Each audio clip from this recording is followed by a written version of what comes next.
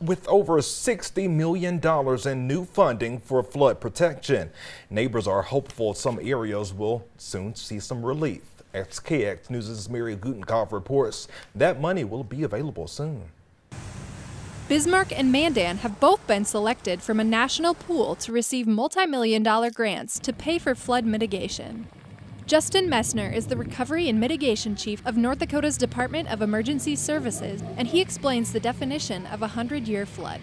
One of the ways they actually teach people about the 100-year flood is they'll give them a bowl of marbles, and 99 of the marbles are clear, one of the marbles is black.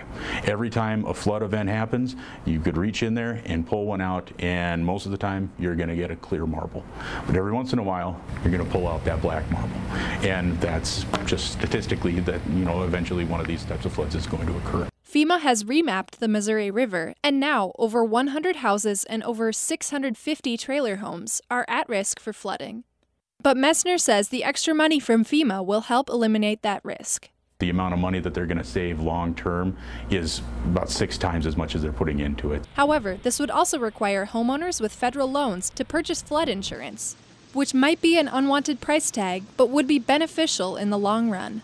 On top of that, though, by protecting them to the 100-year flood, which is a pretty large event, it's just helping get people out of harm's way and making sure that their families are safe, their properties are safe, and that they'll be able to hopefully go through a storm event or a flood event and not even really feel an impact. And that's the real big benefit. Messner says both Bismarck and Mandan's projects may not be completed for another 2 to 3 years.